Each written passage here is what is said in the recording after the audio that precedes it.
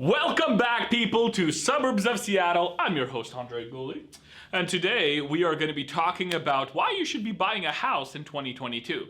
Anyways, I'm going to hit you guys with some facts first off. The bad news is listings are at an all-time low. Okay, that means new inventory on the market across the country is down 26.8%. That's crazy. In places like Florida, inventory is down 48%, Idaho 55%. But we don't live in any of those states, so we don't care. In Washington, it's been down 22.9%. In fact, take for example King County. Last year in January, we had I think 1,195 listings. Today in January, you know how many we have? Take a guess, I'll wait. Under 400 people. Under 400. From 1,200 to under 400. That's insane. That's what, like over a 60% drop in inventory? Yeah, that's what we've been dealing with, okay? But we're gonna be talking about some good stuff as well. So, let's get to the good stuff. You might be asking, Andrey, you just hit me over the head with a hammer of a bunch of bad news. Why should I be buying a home in 2022? Well, here's the reason. If you had bought a house a year ago, on a national average, the average homeowner's equity went up over $57,000. Not over, excuse me, $57,000 on average, okay? In Washington state, the average homeowner's equity went up $96,000 in the last year. That's insane. But what does that mean for you as a home buyer, okay? You're wondering probably, man, I feel a little despair. Should I even be buying a house right now? Should I wait for the big crash? Okay, let's have some heart-to-heart talk. I've heard about a big crash, well, ever since I became an agent almost 7 years ago. And I know people who are talking about it ever since the big crash happened back in 2009, okay? So, look, let's go over some numbers actually. For instance, let's talk about what happened with foreclosures and forbearances during COVID. In the month of May in 2020, forbearances went up to 4.8 million in the United States.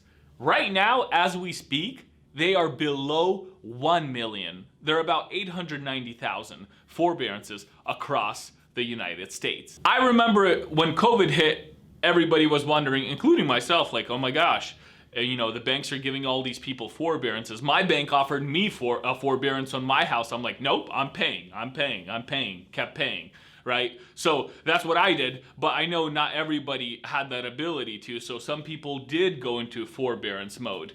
And what forbearance is basically the bank saying, yo, you don't gotta pay us for X amount of months. However, what happens when that timeline expires?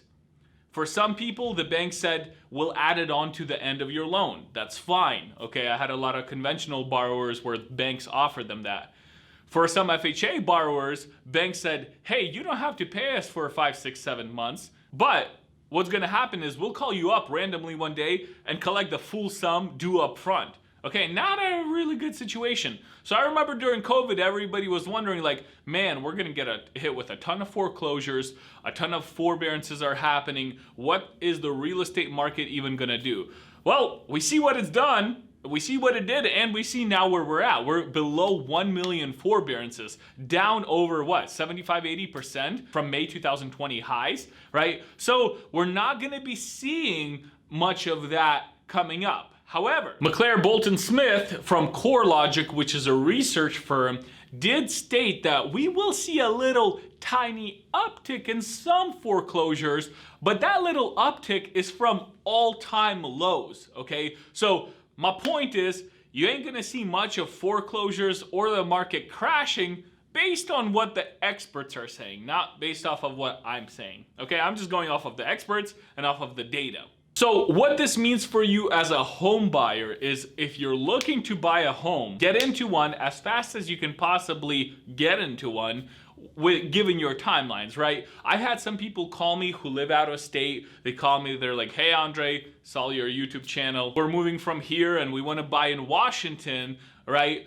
How do we facilitate this? What can we do? What does the market look like over there? Look, if your life situation does not allow you to buy a house here right now, forget about it. Only focus on what you can control. However, if you are here and ready and willing and able to buy a home, buy one as soon as possible, okay? Speed is the key to this market. As soon as a house hits the market, let's go check it out. Let's get you locked into a contract. I know it might be, 10 offers before we actually get you a place. That's kind of the craziness that's been happening around here.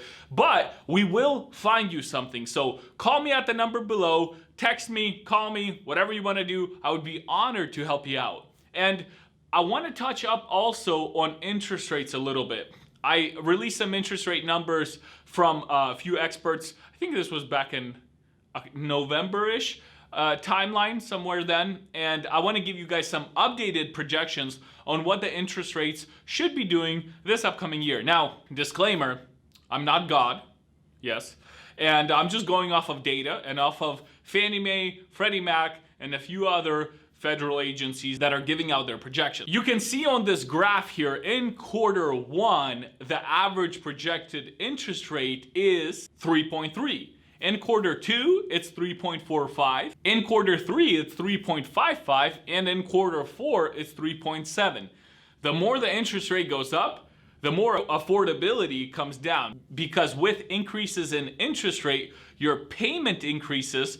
So you have the same payment. We talked about this in another video. You have the same payment, but you have less of a house, right? So that's what's been happening. That's what's projected to happen over the course of the next year. We'll see where things will actually end up. I will keep you guys posted. And also, according to this graph, you can see where home prices are projected to grow on a national level. Again, we're in Washington. It's crazy here. So in Washington, I personally expect at least 10%, like nothing, at least 10% growth. So again, the sooner you get into a home, the better. You can check out some of my other videos on what it takes to get ready to buy a home. And as always, guys, I'm here to help you out. Whether you're a seller, whether you're a buyer, call me at the number listed below. Text me, I would be honored to help you out. And I hope this really added a lot of value to you. And while it may not be what you would like to hear, I'm here to tell you the truth and nothing but the truth. So help me God. Anyways, love you guys. See you in the next video. And yeah, call me. Let's get something going for you guys. Till next time.